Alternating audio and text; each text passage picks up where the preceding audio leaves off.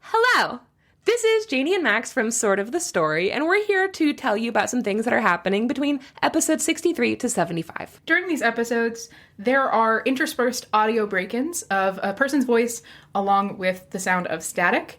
You'll also notice in the show notes for these episodes, there is sort of a puzzle. This is part of a longer puzzle that we did leading up to episode 76, so this is all supposed to be there. Nothing to worry about, just a fun game. Yeah, and we hope you have a lot of fun with it, and we hope you enjoy listening to these next couple of episodes. All right, enjoy this one. It's a good one, I think, right? Yeah. Yeah, we say some really stupid shit in this. You're going to love it. All right, Bye!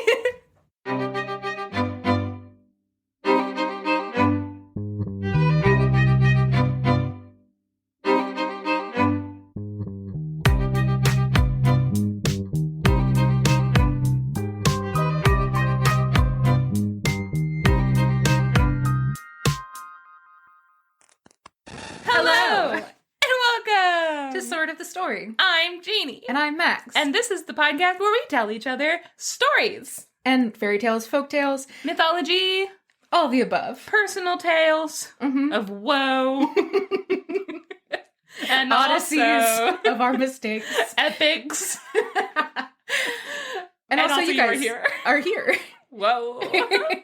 Hello. We're really excited to be telling you guys some stories again this week, as we have for the past many, many weeks. Pretty exciting. Yeah. If you're a child, get out. We swear a lot. There's some gore sometimes, heavy themes of fairy tales and things like that. So don't show this to your child, I guess. Viewer discretion advised. Max, I have to tell you, we got an email from disgusting. Elias Huffer. Oh, And I have to, I take back the disgusting. You immediately changed your I just tune. hate getting emails. No, we got an email that made me laugh. Listen. Hey, bays. Also, there's no subject. Hey, bays. Both lowercase, which is getting me. Hell yeah. Listening to EP 55 and needed to weigh in. I did not think I was going to evade homicide by getting all the lyrics to a song correctly. I did, however, think I could evade being child murdered by pretending to be a rag doll. I would go dead limp and hold my eyes wide open and my face in what I realized in retrospect was a terrifying smile. I would not kidnap this kid. No, this is a horror movie, child. This is a really good way not to get kidnapped. Don't pick me. I'm Annabelle. I'm Mithrigan. The logic was that nobody would bother kidnapping or murdering an inanimate object, such as a rag doll. You just go into the yoga pose table. Honest, I would not kidnap that kid. He's so upset. That is all. Love y'all very much. TY for all the content. Less sign 3. No, that's a greater sign. 3. YW : end bracket. Yeah. You've become fully integrated into my daily routine. And then it says in italicized font, Elias Huffer. Like they whispered it at us. Yeah, that's a very cool vibe and way to be. I'm Hell yeah, obsessed with this whole email. The way it's written, the only capital letters that you have in this are just when they're emphasizing a word, like I did not think. But like otherwise, it's all lowercase, very few punctuation. I'm obsessed with this. This feels like it was given to us by a rag doll. I'll be honest, this is my worst linguistic hot take. Yeah. I think that we should write like that. I think that having a capital at the beginning of a sentence is not necessary. I think that you should use it for emphasis and to indicate proper nouns and nothing else. And that's just my hot take. Interesting. That is a hot take. Mm-hmm. Max is an editor. I am. We should have fewer capitals. Well, Elias, you have 2 new fans. Thank you for haunting my nightmares. That made me laugh so hard last night. I used to babysit a little girl who loved being tickled, but also, like, anytime this is really hard to explain. I was like in high school, I was babysitting this little girl and her baby brother, and she would always be like, tickle me. And I was like, okay. And I would like tickle her belly. And then every time she would make this horrible sound that she, like, normal child otherwise, but she would go like, it's like, why are you making that sound? She's like, that's my tickle noise. Like, Is it your your tickle noise. And that's the sound I imagine that child making as an inanimate object. It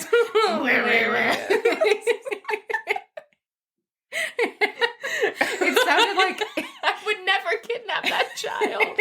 I would turn right around, find God, and then live the rest of my life well. Yeah. It was a sound like someone had put stale Fig Newtons in a coffee grinder. Yes. Guys, we opened up an Ask Us Anything channel on our Discord.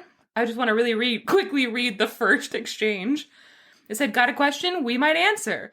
And the first question we had was from Mayak Winnie, says, how is it that bonobos are so closely genetically related to us, and yet we have to have complex thoughts, and they just solve absolutely every conflict within their social groups by having sex with each other? Why we gotta be so cognitively aware?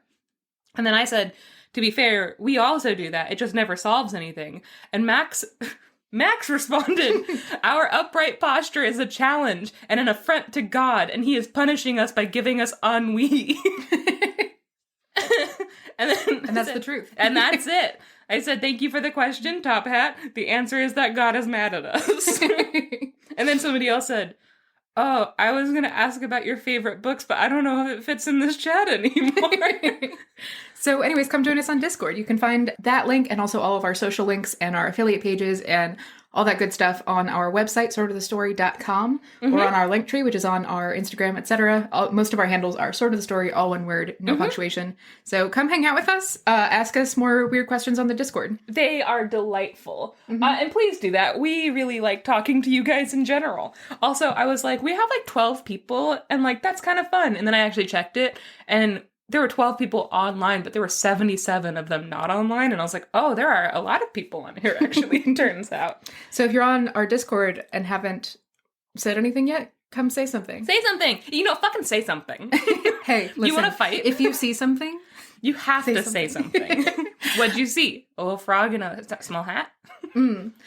Here's your prompt for introducing yourself. We would love to know your name, your pronouns, if you feel like it, one of your favorite stories from the podcast, and also describe something that you think will make us smile to think about. Just a frog in a small hat. Yeah, that would make me smile. You can use that if you want. A lot of people reached out to give support over my bird saying Vagisil in front of that cute boy.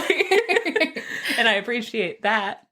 We appreciate that about you. Anyways, come hang out with us. Yeah. That's guys, the news. We love you. That's the whole news. You guys are making us happy.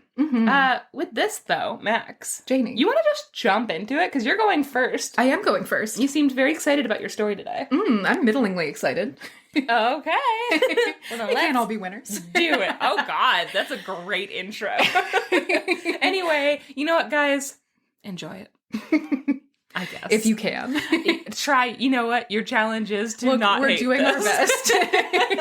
Speak for yourself. All right, Janabeth. All right, Maxifer. The story that I've brought to you today, I have in a collection of books called Victorian Fairy Tales, The Revolt of the Fairies and Elves, which is a collection compiled and edited by Jack Zipes, who we've talked about a couple times on the podcast. He does really cool work in feminist folklore and Jewish folklore and German folklore and everything like that. He's just fascinating. We're huge fans of Jack Zipes. Yes. We are Zipians. Zipers. Yeah, just exactly. A couple of Zipers over here. Yeah, I got one of his books, not knowing who he was, and then it was so unbelievably good that I went and bought like 7 more of his books. He has a couple that are like literary fairy tales and stuff like that. So there are things that are written by living authors that aren't necessarily they're based on like the tropes of fairy tales, but they're not based on like having been told previously and stuff like that. And ones in the past like 50 years and stuff like that obviously are within copyright. Things like Angela Carter wrote a couple of literary fairy tales and stuff like that. So I haven't been able to use a lot of the books that I got from him, even though they are all absolutely amazing. There's Don't Bet on the Prince, which is a collection of feminist fairy tales since 1960, which is really good. You've said this. Yeah, I'm just realizing you said this earlier. We can review and talk about and summarize books from any time. Yeah, it just feels bad to me. Okay, so it's a personal I was like, they're not going to legally come get us for describing their story. I mean, unless we're like, I wrote this great story. It's about this man named Jack Reacher. I would never write that by story. Janey R. Rabadoo. Janey R. Rabadoo Tolkien. Anyways. I also wrote the Bible, but that's a different, for a different podcast.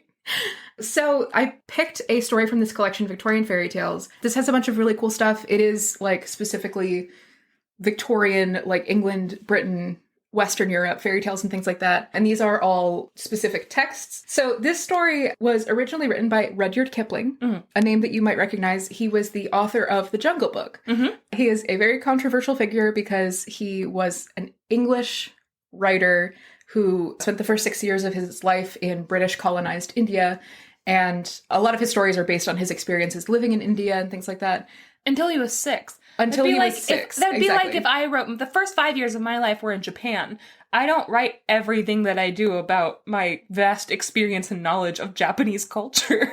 Yeah, so there are a lot of really valid criticisms of Rudyard Kipling, basically just that he is like a pro-colonialist, jingoist, like anti-Semitic asshole. Also, if all true. You have the last name Kipling, you should legally be forced to be cute. Yeah. And he's breaking the law because he's not cute. Yeah, not cute. Not cute. Hey, Rudyard Kipling, not cute. Not. Also not cute to be jingoist or anti-Semitic. Yeah, you know what, Rudyard Kipling? Your moral philosophy ain't cute. Be cuter, dude. But he is the author of The Jungle Book. A lot of his stories are based in India. The story that I'm going to tell for you today is one that was published in 1893 in the St. Nicholas magazine as like an individual short story. And this is kind of a short story for us. Exciting. Which is not a bad thing. Yeah. I'm also going to say, so this story has a frame story where he's telling the fairy tale through like a woman who is talking to children. She is a maid in India, an Indian maid to a couple of like white British children in India. The term that he uses is Aya, which is just like nurse or maid or whatever. In Chinese, it's Ai. I like how close that is. And the two kids' names are Punch and Judy. Oh, Punch! And the frame story is that Punch, the little boy, he's being terrible and he like scratches himself. And so in order to distract him from the fact that he is scratched and thinks he's going to die, Aya starts telling him a story, like a little fairy tale. So if you look at the text of this story, it's interspersed with like things that kids would say when a story is being told to them, which is really sweet. A couple of really cute things, but also I'm not going to go into that because that's confusing. And also because you don't want to do a little kid voice at us? Do it now. I'm not going to do it now. I know you pervs. Tell me another story. Oh, I like it. Moment of silence for Janey's online presence.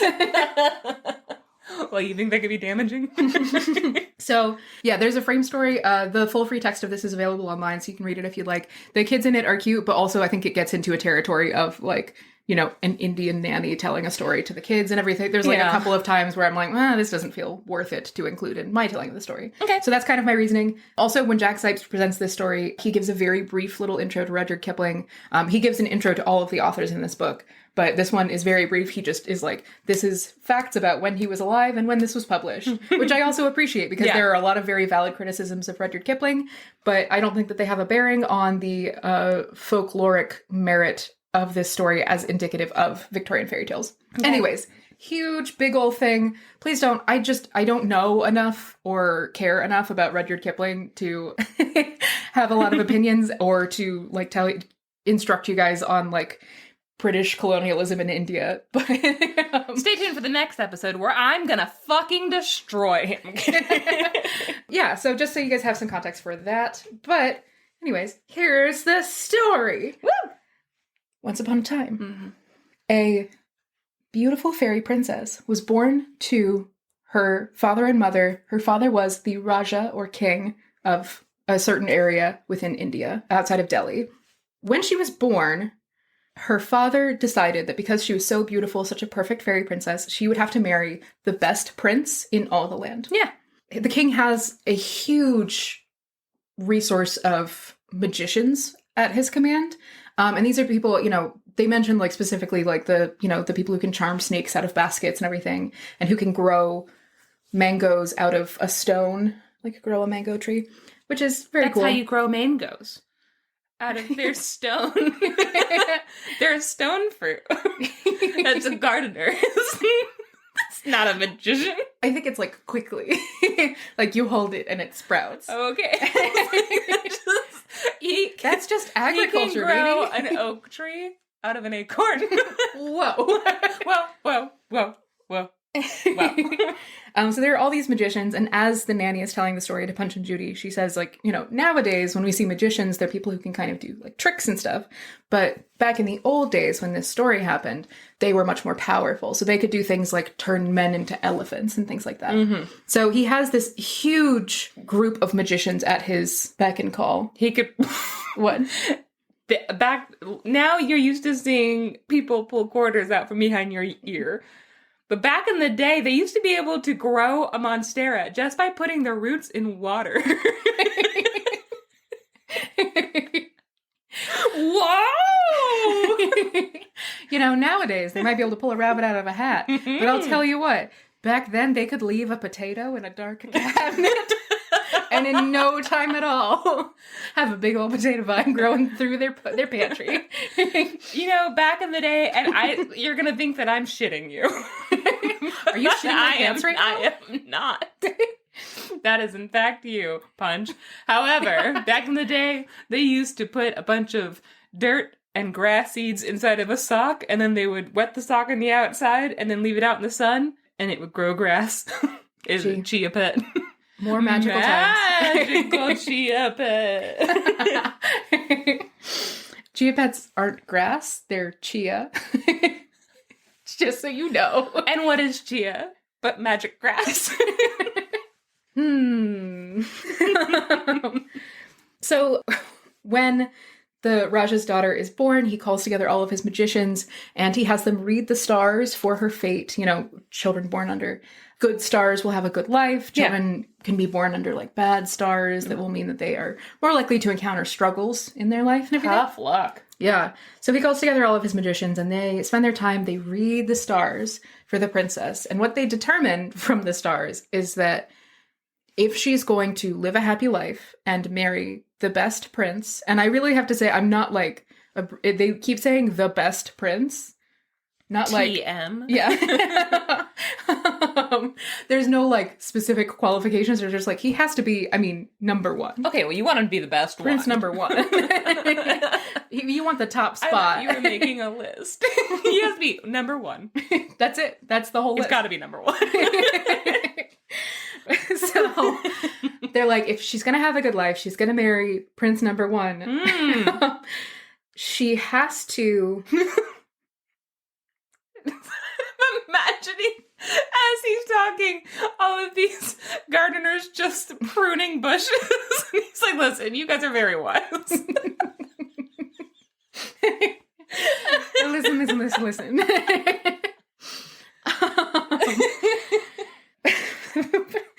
But they say if she's going to live this beautiful, perfect life, when she turns 16, she has to be shut away. Oh, no. And then the prince that rescues her is the one for her.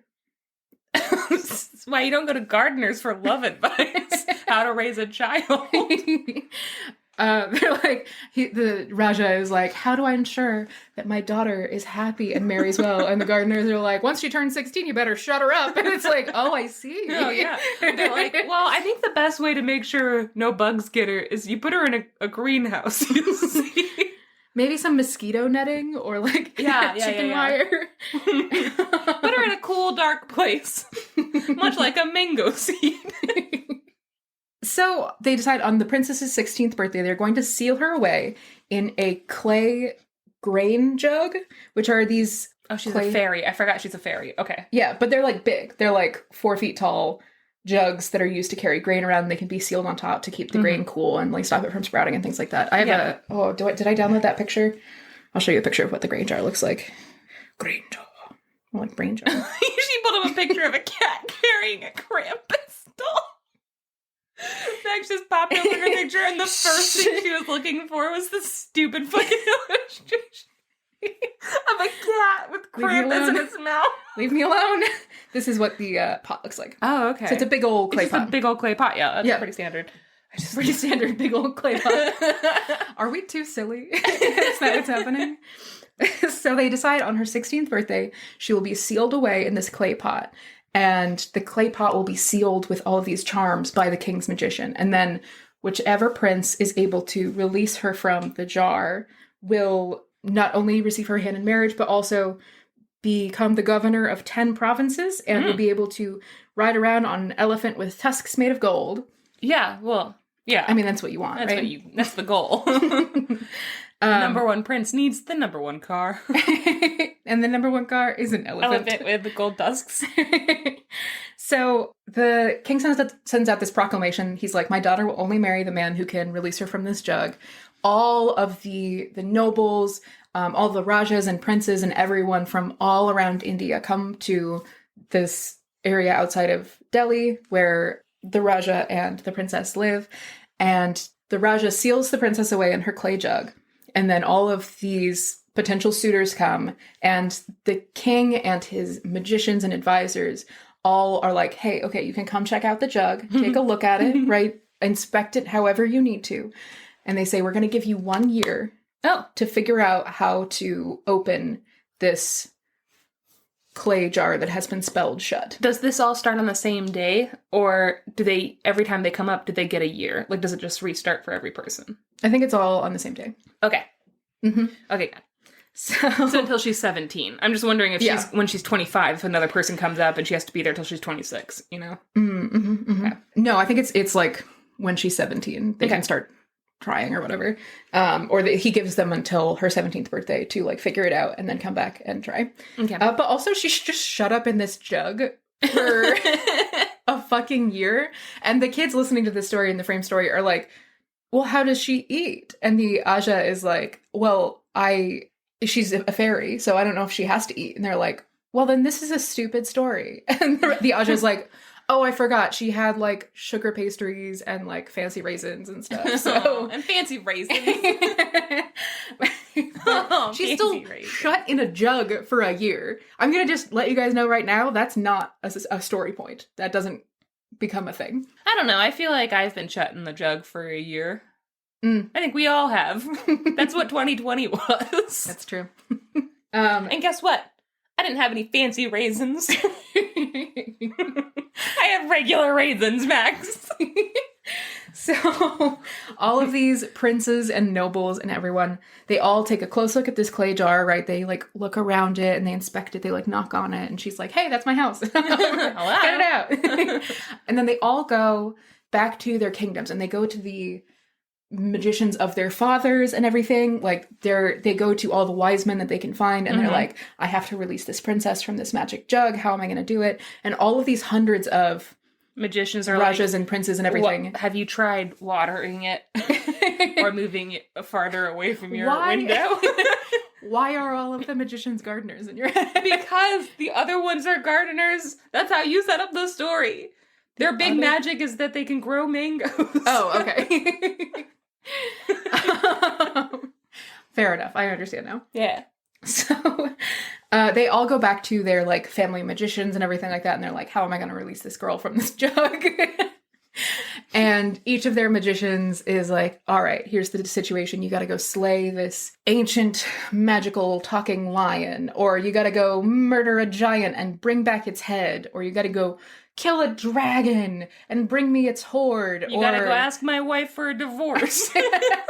Or they're like, oh, I know a spell that can help you with this. So over the course of this year, all of the Rajas and princes go off on all of these unbelievable quests to, you know, everything from like slaying mythical monsters to, they mention some of the princes go to cut off the tails of the little devils that live in the sand, live on the sand of the great desert in the north. Mm-hmm. So all these little devils running around, they're like, go get like 10 little devils. No, you leave those tails alone.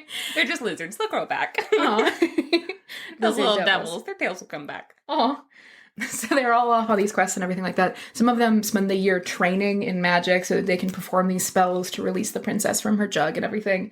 And they become, you know, fantastic mages and wizards in their own right in the pursuit of being able to, you know, release the princess from her jug. And meanwhile, all of these nobles and princes, I keep whacking you in the elbow, and I'm really sorry. Well, I am taking a tally, and you will be punished accordingly later. That's 3. All of the princes and rajas and everything are going all around, and they're defeating all of these ancient mythic monsters and everything. And the normal people are like, oh, this is great. Like, I haven't been able to tend my fields in 3 years because there was a dragon terrorizing our town. And now, like, 2 separate princes are fighting over which one of them gets to kill this dragon. This is great. My fence fell over last year, and now I have, like, 7 princes in my yard putting it back together. Exactly. Not too shabby.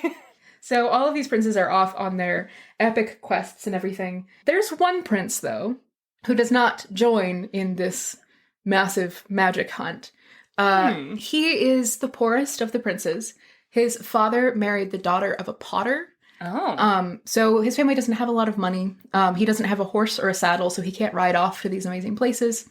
And he's honestly kind of despondent. He's like, there's no way I'm going to be able to get this princess out of this jug.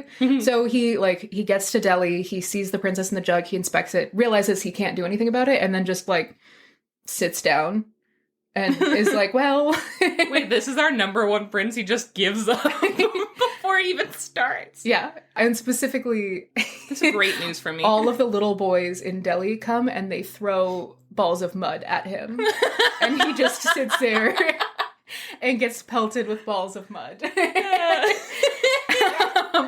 And eventually, his mom is out running errands and sees her son sitting by the side of the road covered in mud. Mm-hmm. And she's like, hey, buddy, what's up? And so he tells her about this princess, and he's like, I want to marry the princess, but she's trapped in this jug, and there's nothing I can do about it. I don't have the money to go off on a fantastic adventure to find, whatever magical artifacts I need to release her from this jug. We don't have magicians that can teach me how to break the jug or anything like that. It's hopeless for me. Yeah. This jug is spelled shut and there's nothing I can do to do this, basically.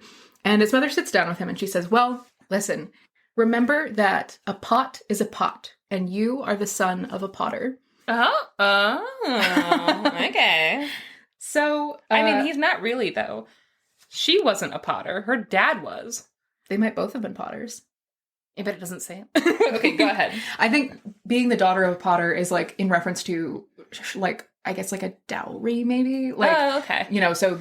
You inherit the title. Yeah, but... That's why I'm able to say that I was in the special forces. I'm going to tell my kids, you are the kids of a Green Beret.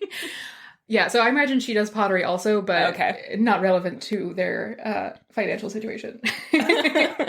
So the Potter Prince, as he's called for the rest of the story, he waits until the end of the year when all the rest of the princes return. Mm-hmm. And all of them they're bringing their wise men from the caves far away and everything, and all these talking animals that have advised them, and all of their families, magicians and everything.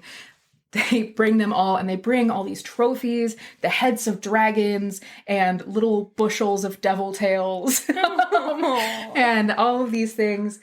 And they all return.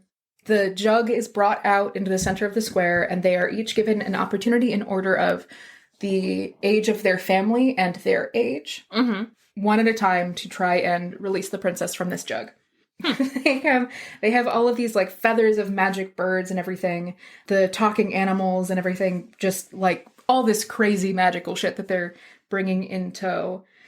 And these princes, one at a time, come up, and some of them perform spells that split the earth asunder beneath the pot. Some of them have spells that cause lightning to skitter across the ground and everything, and create huge storms. Some of them bring armies to life to... all of this stuff. Yeah. Just all this stuff to kind of try and get this pot to open up. Snakes. Some of them summon snakes that, like, wrap around the jar and everything. But the jar doesn't open, right? Mm-hmm. The next morning, after, a certain number of the princes have done their thing, most of them have already gotten their try out of the way and have failed. Mm-hmm. By the next morning, all of the ruination and destruction of the spells and everything is gone, because... it was all magic charm work, which cannot last. Oh, so, like, the earth that had been split comes back together. So and it wasn't like that. Real. It's like an illusion. Kind of, yeah. Or like it was temporary, maybe. Mm-hmm. And so this jug is still sealed shut. And all of these princes, like their family magicians are getting really nervous because they're like, oh, well, that didn't work. I like the idea that she's in there, like, just like being thrown around this, like, what? So the Potter Prince waits until, most of the princes have taken their turn, and then he arrives, and he has no magicians with him or talking animals or magic feathers or anything like that. And he comes up just kind of on his own, and all the other princes are like, there's no way. There's no fucking way. And he walks straight up to the grain jar, and he says, a pot is a pot, and I am the son of a potter. And he reaches and he takes the lid of the jar and takes it off.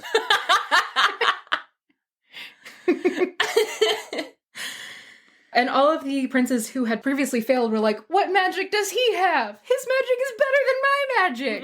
Magicians, why didn't you give me the good magic? And all of the Raja's magicians explain that the Potter Prince used no magic. Mm-hmm. They say, this is just a regular grain jar. We told you that we did spells on it, but we didn't. There were no spells on this jar. A child could have lifted the lid a year ago. Oh. Literally just a regular jar that nobody even tried to regular open. And he says, ye are too wise who rely on the heads of dead giants. So he's like... Oh, shit. Yeah. That's cool. Yeah, he's like, if you have to go to someone else for help, like you went to all your family's magicians and stuff like that before you even tried it yourself. Yeah. So... you suck, basically. Yeah. And go fuck yourself and get out. But also you can stay for the wedding if you want. And remember that a pot is a pot. Yeah! So the charms were basically just words. Yeah. And initially, on the first reading, I kind of was like, oh, so they just didn't charm the pot. They just told everyone that they had charmed the pot and everything. Mm-hmm. But the Aja is explaining the story to the kids, and the kids are like, I don't get it. And she's like, well... You see, so the kids in this story are fucking idiots. She says, like, the charms are only words. How could they touch the jar? Could words turn you into a tiger punch? So basically, like, if the jar could hear the spell, then maybe it would have become magical. Yeah. But because it's just a jar, it doesn't understand spells, and it doesn't know that it's supposed to be magically sealed shut. Which I also like as a moral of that story. Yeah. And the end of the frame story is that Punch is like, oh, I get it. And he runs inside and he gets a really expensive bottle of his mom's perfume. And he takes the top off and he dumps it on his head. And he goes, a pot is just a pot. And I am the son of a potter. Oh, no. Punch, you dick. Anyways, that's the story. I loved that. That was delightful. Yeah, it's just a silly little guy. Just a silly little guy. Yeah.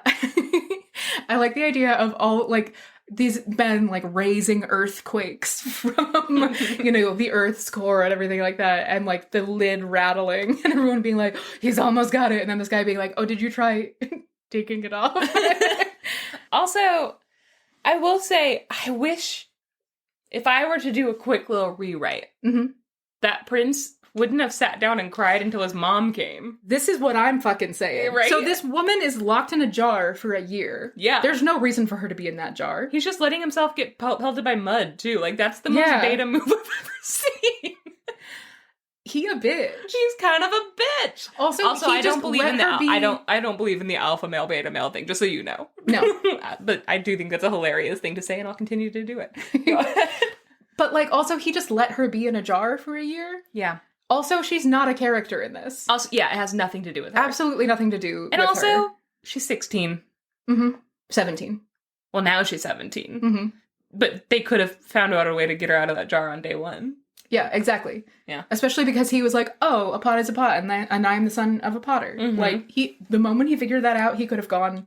yeah. And let her out, Or been like, hey, princess... it does. How can I let you out of here? Like, I think this is in a tradition that I think has gone out of style, where it's just like, oh, magical things happened, and then resolution. Whereas and it's also, there's no, like, cleverness to it or anything like that. There's no character, really. No. Well, and there's also it's like a very charming little story. It's very fun, but it's also the whole fairy tale thing of this is very clearly a lesson for men and boys. You know, like, it's the fairy tales about the princess...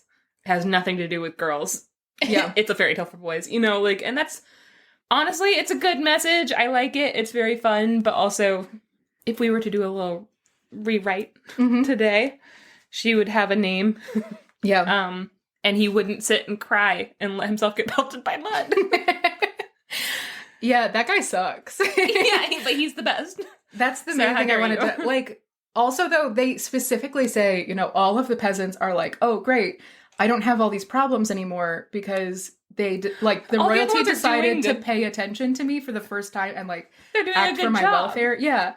And yet all of those princes are told to go fuck off. Like, Well, and also, you what know kind for of a lesson fact- does that teach those princes? No, they're not going to go back and do good for their land. No. Well, that was very fun. That had negative moral of a story. It did. It But was a moral. very fun. Yeah. It was, well, you know what it was? It wasn't necessarily, that's a trope you see, like a trope joke you see in sitcoms, where you have, like, one character who goes up to a door and he's like, I'm coming! And he throws himself up against the door and it doesn't open and he's hurt his shoulder, and then another one walks up and it's just opens the door and pushes it open and they're like, let's go! But that's, like, not the plot of the sitcom episode. That's just a like a thing gag. that happens. Yeah. A bit. Yeah. A So ditty. this was a fairy tale about a bit. Yeah. It's a little bit of a fairy tale. Yeah, a little bit of a fairy tale. Adorable. I liked it. Yeah, I was looking through this collection, and a bunch of these stories are very, very long. So I kept, like, starting a story and being like, oh, this will be a good fit for today's episode. And then they would be, like, 30 pages long and have chapters. And I was like, well, fuck that, actually. And this one was really short, which I really liked. I also was drawn to this one because it's called The Potted Princess. Yeah. And I was really hoping it was going to be more about plants than it was. But It that's kind okay. of was. A bunch of gardeners were considered to be magicians. There's a lot in there that I enjoyed about the gardeners. I just have so many questions. Is she okay? No. No, she Mainly. suffocated to death in that jar. She got electrocuted like 7 times. Yeah. Also, I like that they were like, this is just a regular pot. And it's like, okay, well then the spells definitely should have worked to at least rattle the jar and like break it. Mm-hmm. Anyway. Cool. Well, do you want to take a quick break? Sure. Oh, I can fill up my tea. Ooh.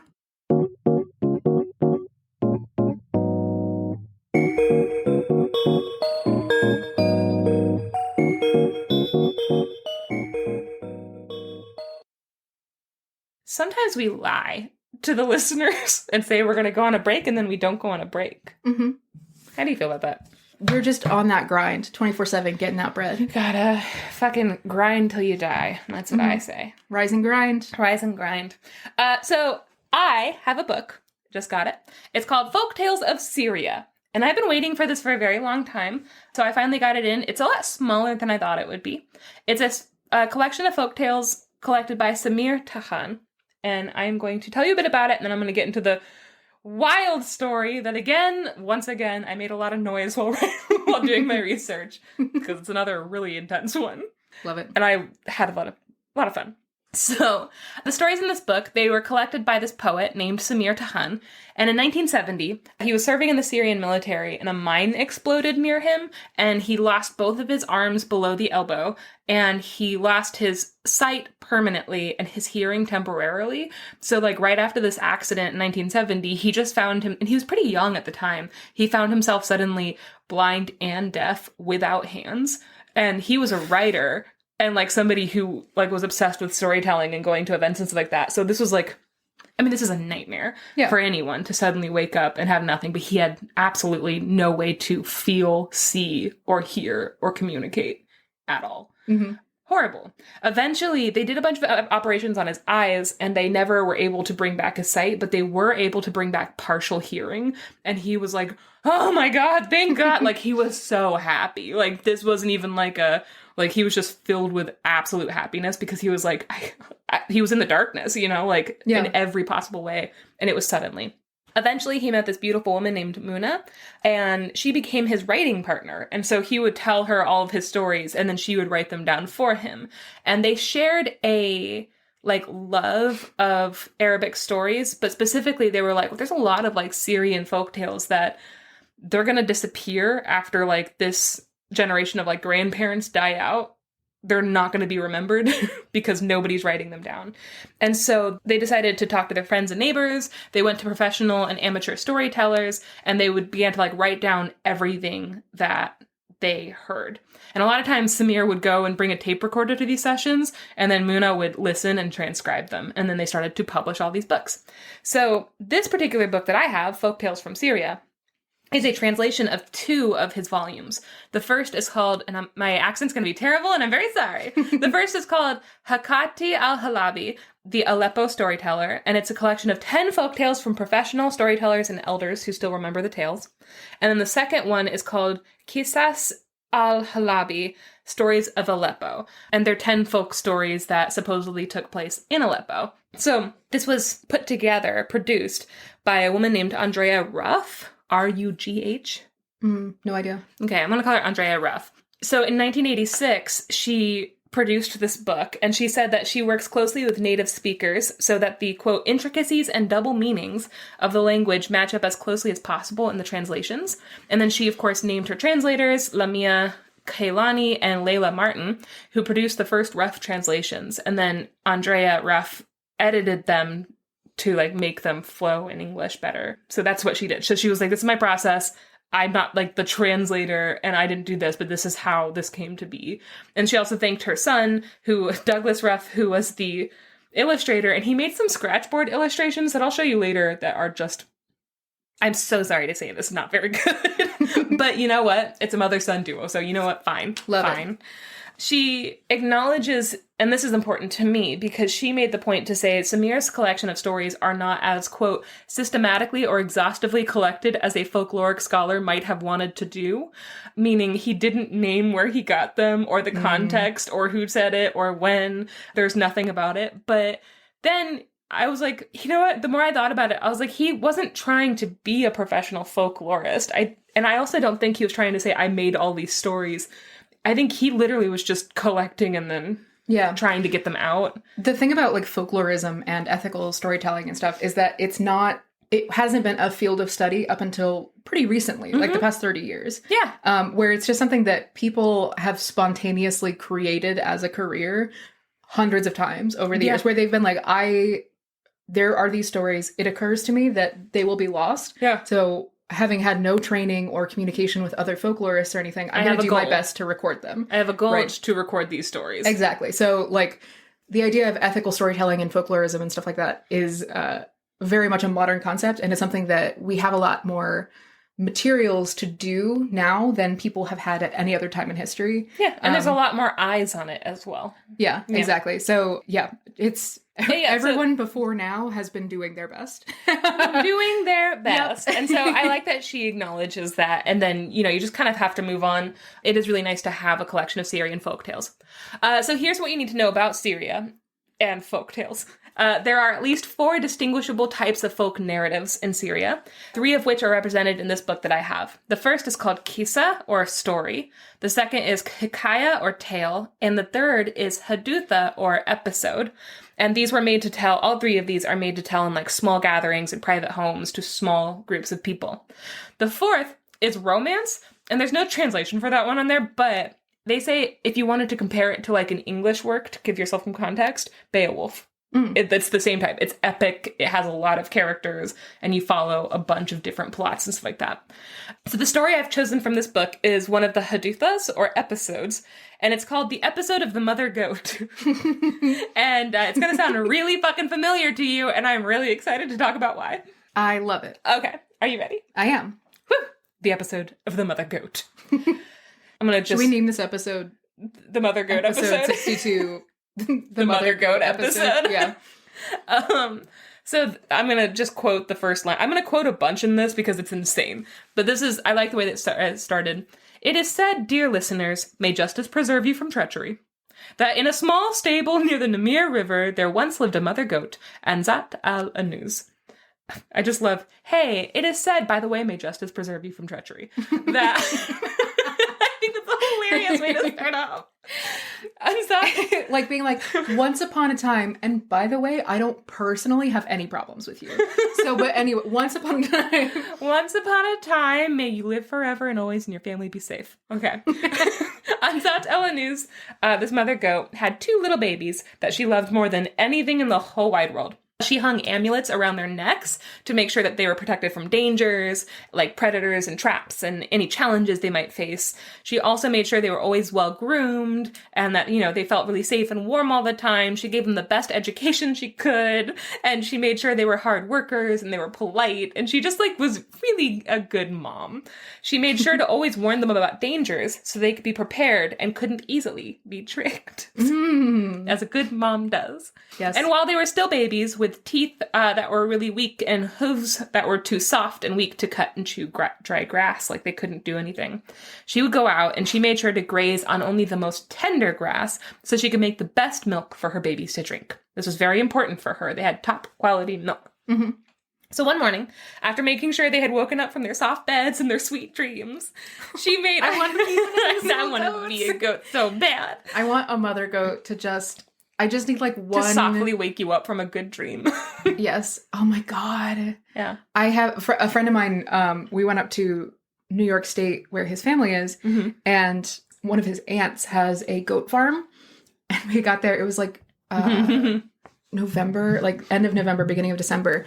And one of their goats had just had babies. Oh, babies.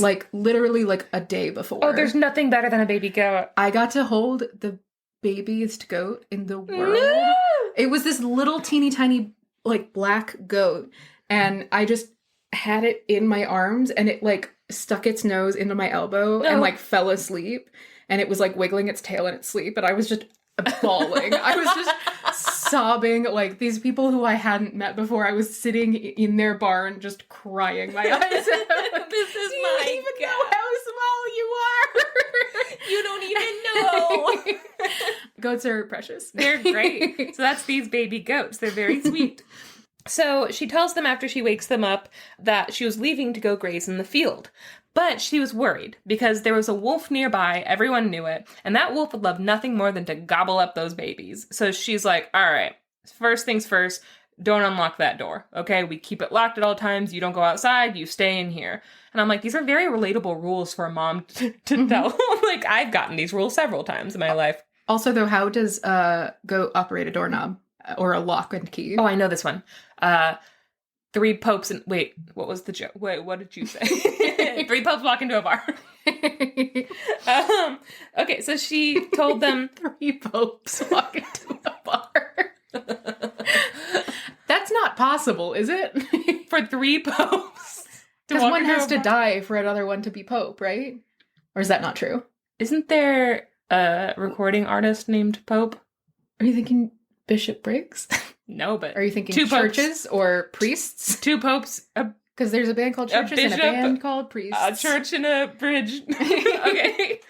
So, wow, that was a weird tangent. Hold on. So she's like, I'm going to go graze in the field, but there's a wolf nearby, so don't open the door. And then she says, listen, this wolf might try to disguise his voice to sound like mine. There's just a bunch of stuff wolves do. I've read fairy tales before. I know how this works. So even if you hear my voice outside saying open the door, it's fine, don't open it, we need a signal. So what I'll do is I will, and it's a stable door. They describe it like a house, but it's a barn door type thing. Mm-hmm. So she's like, what I'm going to do is my leg is covered in white fur. His leg is covered in black fur. So what I'm going to do is I'm going to stick my little leg underneath the door. You're going to see my foot. You're going to see that it's my fur. And you're going to be like, that's my mom. Then you can open the door. No. Got it? And they're like, oh, okay. Oh, no. Next. Okay. I have too much genre awareness for this story. Okay. So she says, I'm going to show him some leg. It's covered in white fur. You're going to know it's me, your mommy. So she leaves, right? And she's like, I love you more than anything. And then she sets off. The wolf had been listening behind a wall. And as soon as she's gone, he slinks out from his hiding place. His mouth is watering and his stomach is rumbling. And he's like, got it.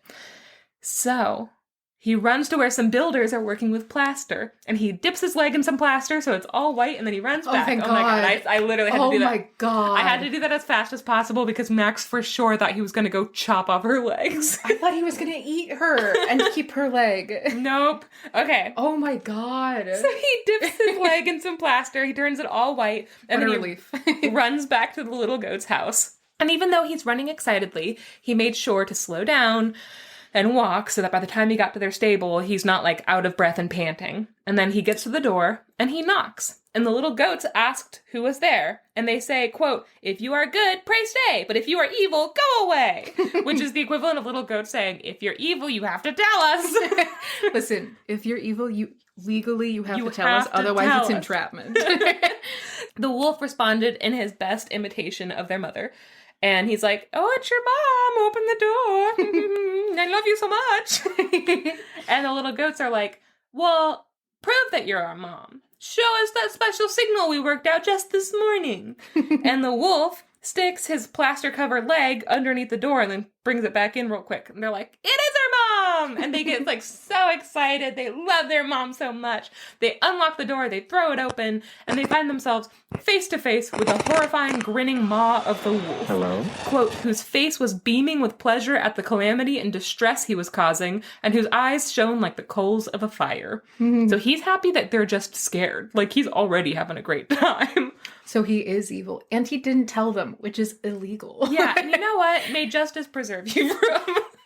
How does that start out? Hold on. May justice preserve you from treachery. Okay, so...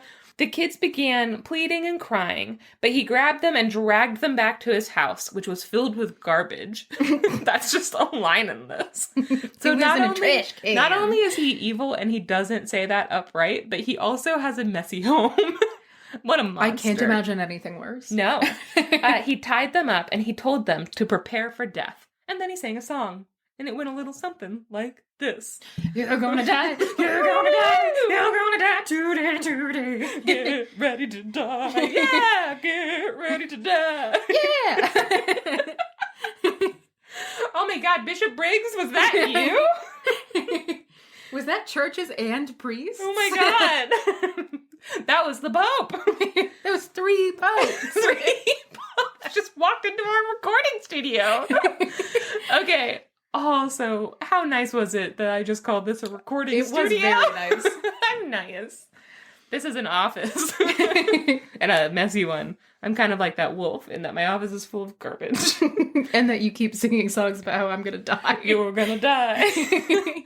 Sometimes you're walking down the street and you fall into a grave.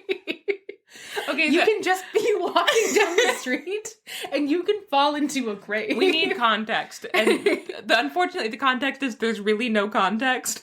I was exhausted and started to sing us like a parody of a song, I guess. And the parody was just me over and over again, exhaustively singing. Sometimes you're walking down the street and you just fall into a grave. It's like the memento mori of like, you could just be walking down the street minding your business and you could fall into a grave. That can happen at any time. And now we can't stop saying. Where was I? Oh, this is his song, though. Little goats, you are my happiness. I won't share you with anyone. You are mine. I consider you the prize of the hunt. And the prize of the hunt, is slaughtered. After it is slaughtered, it is skinned. After it is skinned, it is cleaned. After it is cleaned, it is cooked. And after that, it is eaten. So prepare yourself for the feast this evening, my beloved. I promise you on the word of a wolf that I won't delay you long while I gather the firewood. He just sings this to them. That's a bad song. It's not a good song. It does not rhyme. It doesn't have any rhythm. Yeah, there's no rhythm to it. However, not great for little babies to hear. Yeah. It's just describing what he's going to do to him. It's not great. So by the time the sun goes down, the mother goat was returning home. But she knew immediately something terrible had happened because she knocks on the door and she's like, "I'm home, my babies." And they don't answer. It's completely quiet. So she calls and she calls. And finally, she breaks open the door and she finds that her house is turned upside down and it's completely empty. And she says, I'm going to quote, listen, I have to quote every single one of her lines because you'll see why. I can't paraphrase this in a way that would do it justice. And I want justice to preserve you from evil. So. Oh, okay. So quote. Fair enough. She says, "I swear it can be no one but the treacherous wolf. He is the only one capable of such an evil deed. But the Almighty is more powerful than such treachery. I must crush the thief and give him what he deserves." She runs to his dwelling, and she screams outside of his door, quote, "I am Anzat al-Anuz al-Anajia. My horns are of iron, and my hooves are of lead. Whoever doesn't believe me, let him face me and do battle with me." Fuck. So then, she makes it to his house. I think the mother goat just became mommy? Yeah. Is that when mother becomes a mommy? And then she screams at the top of her lungs outside of his window. Wolf, oh monster of the underworld, oh hypocrite with no goodness in you, oh evader, show yourself so I can see that you get what you deserve. Wolf, oh monster of the underworld. And I'm like, this was a beautiful little fable up until this moment. Yeah, and now it's like a metal music video. It is. And so the wolf comes out snarling and immediately charges at her. And he's also covered in trash. He's got like an old banana peel on his head. And he slips on it and is embarrassed, has to get up. He's got the plaster leg that has like a Chinese takeout box stuck on his paw. There are little 3 flies circling. He's got stink lines. Yeah. And so, evil. And so he immediately charges her, and when he does, the battle begins. And it lasted all day into the night. And Zat Alanuz charges with her horns, wrestling, kicking up dirt and breaking branches, and they fight until the sky turns black. And finally, when the wolf was almost completely exhausted, he collapsed with Anzat's horn, quote, piercing his chest as a punishment for his treachery. Fuck. And then it says, Anzat Alanuz won in the end, and with her victory, justice won too. Justice! This story's about justice! The goat of justice! And then she called her babies to her, and they embrace and they cry, and then they all went home, singing the entire way. And this is how the story ends. Quote, in this way, the little lambs learn the meaning of protection, for no one worries about the rose except the one who plants and waters it, and no one worries about the child except the one who bore and raised him. Oh. And you know how a lot of stories, especially the Italian stories, end with and this is how it went, but I can't even pay my rent? Mm-hmm. This is how this one goes. It says, thus the episode ends with all its events. Was it unclear or did it make sense? That's how we should end all of our episodes. Did that make sense? Also, just a really quick little historical revisionism. Please. What happened was she went and got her baby goats and she was like, it's okay, mommy's here, you're safe now. And then she walks away from the wolf's den with them. Mm-hmm. And just in the background behind them, the wolf's den explodes. And also she's wearing sunglasses. Yeah, and also she's Vin Diesel. Oh my god. Vin Diesel mother goat. Vin Diesel mother goat. So does that story sound familiar to you? It does. So you've probably heard it before. Well, first of all, what do you think? It reminds me of a lot of stories where it's like, oh, here's this piece of proof that I'm, this person. The deception. Yeah. Disguising your voice. Mm-hmm. Yeah, and also the wolf. And the wolf. Yeah, okay. Mm-hmm. So when I read this, again, I was having a hard time because when I first read this, I was like, this says it's the Syrian tale, but the wolf and the kids is a very famous Brothers Grimm-esque story. Mm-hmm. And I'm like, did the Brothers Grimm get a Middle Eastern story? And then, I don't know, I've only ever heard it in the European sense. And so I was like, so I had to do some research into it because I was really curious. Is this a Syrian folktale? Or, again, because this man, all he did, he wasn't a folklorist. He went around and he just collected the stories that he heard, So, it could have been a couple of crossovers that he didn't even realize was a crossover because he's only ever heard it told by Syrian storytellers. Mm-hmm. Also, of course, it's Little Red Riding Hood, That's the story that I think of as well. So I was like, is this a mistake? Or is it maybe this is a Syrian tale and the Brothers Grimm did adapt a Syrian tale? Maybe that's the thing that happened. So I tried to find the origin. There's a science editor for NBC News. A what? A science I don't believe you. From NBC News named Alan Boyle. And he wrote an article called Such Deep Roots You Have, How Little Red Riding Hood's Tale Evolved. And it turns out some real big nerds have managed to track down the origins of these tales to the best of their knowledge. So there are a bunch of variants of the wolf and the kid's tale. In Japan, Korea, and China, there's the story of Tiger Grandmother, also known as Grand Aunt Tiger. And in Africa, it's called Moti Katika and the Ogre, plus a bunch of the Wolf and the Seven Kids, or just all the Little Red Riding Hoods or Little Red Cap, all of those, kind of seem very similar. So to find out where they were from, because lots of people were like, these actually originated from China, and they were brought over on the Silk Road, and then they were adapted in Europe. And other people were like, that's not true. They originated in Europe, and they were adapted in Asia later. And so, of course, these scientists were like, we have to find this out. So an anthropologist named Jamshid Tehrani took 58 variants of the X eats Y tale, and they classified them based on plot. Like, are the protagonists humans or animals? Are they male or female? Who or what is the villain? Do the protagonists escape? How do they escape? And then he fed that data into 3 kinds of algorithms, which scientists use to group together closely related organisms or genetic signatures. And then this formed a tree of life diagram, or a phylogenetic tree, and it looks like this. ATU 123, African, ATU 333, East Asian. We have all this stuff. India's over here. You have a bunch of tales. So Tehrani, through this, was able to find out that the stories originated actually in the West and not in the East. The first, The Wolf and the Kids, originated in the 1st century, and then about 1,000 years later, from that, Little Red Riding Hood was written. And so he says, quote, "This is rather like a biologist showing that humans and other apes share a common ancestor, but have evolved into separate species." This is such a nerdy way to think about folklore. I was obsessed with this. The Eastern versions of the story probably combined the 2 stories and mixed in with them like traditional Eastern stories and like changed around certain things to fit like the culture or the society they were living in. And they probably have been passed down as many times as the Western versions. And this particular version of The Wolf and the Kids is like much more badass than the tale, so I'm not like complaining. Yeah. She turns into Olga of Kiev / John Wick, and I'm fine with it. And just in case you guys want to read this article that I was talking about by Alan Boyle, it's linked in the show notes. And Tehrani's scholarly journal article is called The Phylogeny of Little Red Riding Hood, and that's also linked. And I just think it's fascinating. That's really cool. Way more nerdy than I was expecting. That's very rad. Yeah, how fun. It's very, very cool. I love the idea of Little Red Riding Hood being sort of like a primordial fairy tale. Yeah. You know, like at the early fairy tales that we still have in circulation, stuff like that. That's very cool. It didn't just come up out of nowhere. There was 1,000 years of fairy tales that eventually grew into Little Red Riding Hood. Very cool. Yeah. Very insane. Very neato. Guys, I think that's about it. That was sort of the story. Thank you for hanging out. That feels really lame. Thank you for hanging out with us. We hope you're having the best week ever. Is this a New Year? When is this coming out? 2 weeks from now.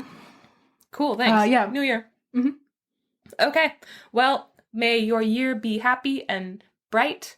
And good and rad. Like Keith's eyes in a dark window. Flashing. And thank you to Keith. Thank you to Keith, our audio editor. And come hang out with us on our socials if you can. Oh, please. And visit our website if you want links to all of that. It's www.sortofthestory.com. We'll see you guys next week. Oh, you know what? We will see you. You won't see us. Bye.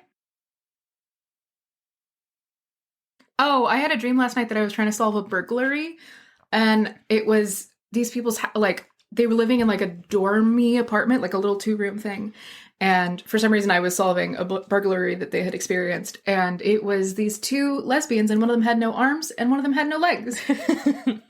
I would watch the shit out of that show. Yeah.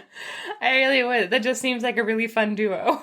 Yeah, they were super cool in my dream. We all went to go see a play. Oh, and you didn't solve the burglary? When you say burglary, you sound a little bit like a Scottish person trying to do an American accent, but you're getting caught on that one word. Burglary. Burglary. Burglary.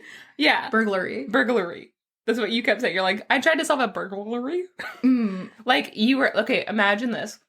You're a Scottish spy in America, and you are fucking killing it, right? You're the best in the game. And then one day, you're called to solve a burglary. A burglary. And you cannot do it. Oh, the hubris. My one mistake.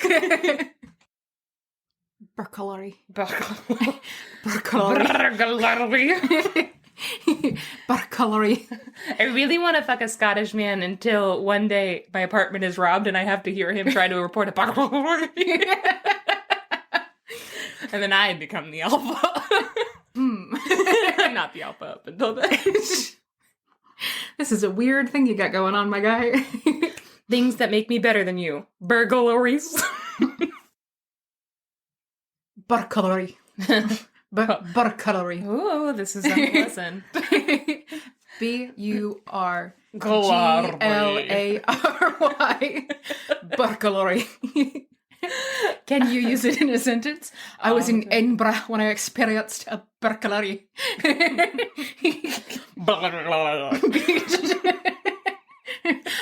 Sorry. That was the sound of my Bruna. Bruna's burglaries. Our formal apologies to the country of Scotland. I will never